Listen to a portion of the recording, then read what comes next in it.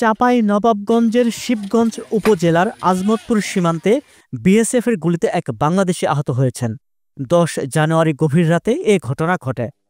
11 জানুয়ারি দুপুরে এ তথ্য জানিয়েছেন চাঁপাইনবাবগঞ্জ 59 বিজিবি ব্যাটালিয়নের অধিনায়ক লেফটেন্যান্ট কর্নেল গোলাম কিবরিয়া। আহত বাংলাদেশি হলেন মোহাম্মদ শহীদুল ইসলাম। 22 বছরের এই যুবক শিবগঞ্জ উপজেলার শাহবাজপুর ইউনিয়নের বাগিচাপাড়ার আনোয়ারুল ইসলামের ছেলে। তিনি বর্তমানে রাজশাহী মেডিকেল কলেজ হাসপাতালে ভর্তি আছেন। তবে আহত শহীদুলের স্বজন ও প্রতিবেশীরা বলছেন ভিন্ন কথা।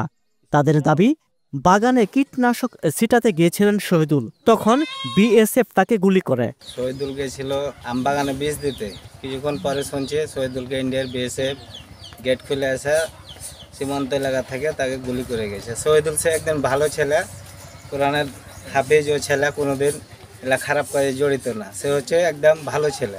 বাগান থেকে যে এই ছিল, কিন্তু সকালে নামাজ পড়ে বাইরে সংস্কৃত ছেলেকে গুলি লেগেছে। আমরা বিচার চাই আপনাদের কাছে। 59 বিজিবি ব্যাটালিয়নের অধিনায়ক গোলাম কিবরিয়া বলেন, 10 জানুয়ারি রাতে শহীদুল সহ কয়েকজন বাংলাদেশি সীমান্ত অতিক্রম করে ভারতে প্রবেশ করে। এ সময় বিএসএফের সদস্যরা গুলি করলে শহীদুল আহত হন। পরে গুলিবিদ্ধ অবস্থায় তিনি পালিয়ে আসেন।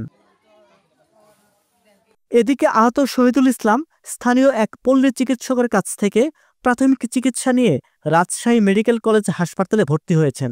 এ বিষয়ে হাসপাতালের চিকিৎসক ডাক্তার শঙ্কর কুমার বিশ্বাস বলেন, শহীদুলের বুকের ডান পাশে গুলি লেগেছে। অস্ত্রোপচারের মাধ্যমে গুলি অপসারণ করা হবে। কেউ না বুঝলেও আমরা আপনার প্রয়োজন বুঝি, আর তাই তো অত্যাধুনিক ফিচার সম্বলিত বিভিন্ন সাইজ আর কালারের 250-টিরও বেশি ডিজাইন অপশন নিয়ে ওয়ালটন স্মার্ট ফ্রিজ বোঝে আপনার প্রয়োজন।